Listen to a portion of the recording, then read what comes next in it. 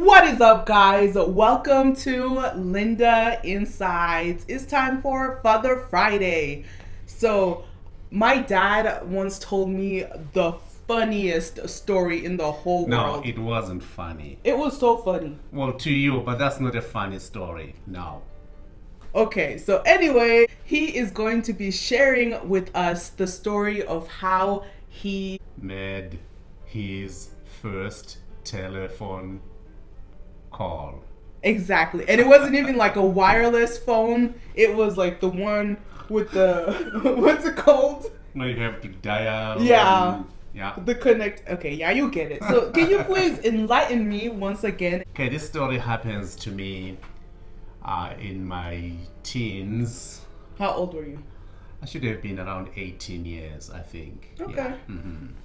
So I grew up in the rural areas in the country. So this was in the middle of a civil war In Zimbabwe. in Zimbabwe. And then I get to move to town because the war was so intense in the country. Town was a little bit safer.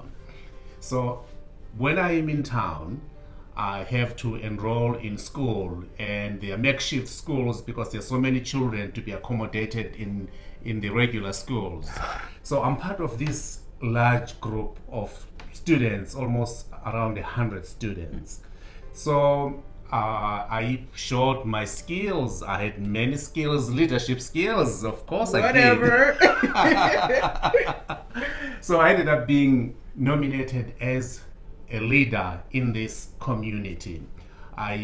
One of the skills, and someday I'll share about my skills that I learned as a shepherd.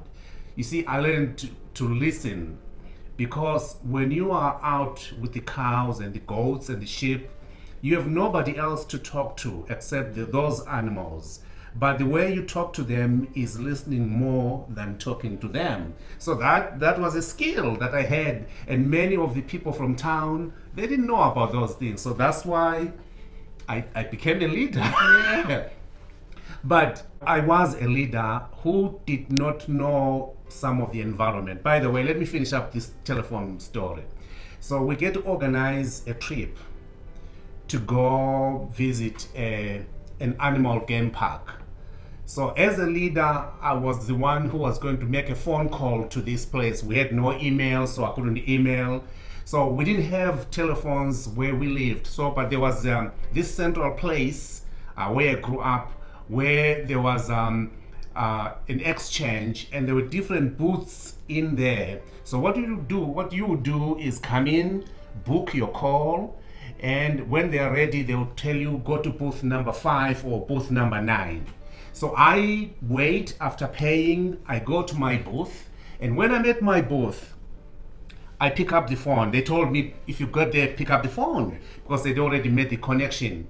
So I pick up the phone and I say, hello, this is Ron. And well, no, I didn't even say that. They were saying hello because they were already online. So what I'm saying is trying to say, hello, this is when we are coming. This is a group of about 100 people that are coming at such a time. But in my mind, lacking exposure, using my skills that I learned out in the country when I was a shepherd boy, I imagined that if these people are this far, and being my first telephone call, by the way, that's why she was saying it's a funny story. So I was speaking at the top of my voice, because I knew they were so far away. I had to speak up So that they could hear you so that they way can at hear the you end. wherever they are Yeah. at. The receptionist attending the exchange interfered and said, hey, keep it down. I was more confused, because in my mind, who else was talking here? Because I thought I was talking to these people. Yeah. So I didn't know how telephoning works. Now I do. Now you definitely do. I sure do. Well, I don't know. I still don't know everything, but I know something. You know what you need to know to get the work done. I guess so. I wish I could learn more, but I am okay for now. Okay. Yes. Oh my God, guys, this story, each time he tells it to me, Yes. I am laughing and grinning. And It's a funny story. my question though is, what lesson did you learn from that story? Well, one of them I already mentioned, exposure. Yeah. See, if you are a leader, you have to have exposure. I was not exposed to that environment. You could also say context. When you are a leader, you need to understand the context in which you are operating. The other thing you also have to understand is that when you get the context, you have to be adaptable. You have to have the ability to adapt to the context in which you are operating in. And then the other thing also is that you don't have to do it all as a leader. I could have delegated to someone who knew how to use the telephone. There was a bunch of some of these students, they had televisions at their homes. I didn't have. So they had seen people using telephones. I had never seen that. Yeah. So that's why I was shouting or calling at the top of my voice, because I had no idea, I had no context how these things work. So if you are a leader, you have to delegate. If you are a leader, you could assign someone, you could involve others. You don't have, as a leader, to reinvent the bridge. Yeah. Because it's already there. All you need is to find the bridge and then Yeah.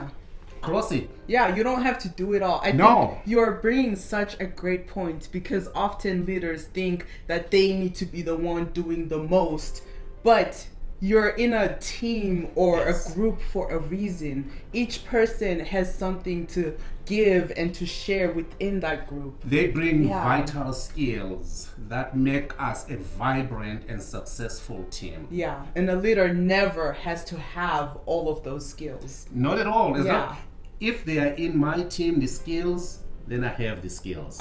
Okay. Well, Yeah. Father, thank you for sharing that story. The question is, what kind of a leader are you, Linda? Are you asking me this Yes. right now?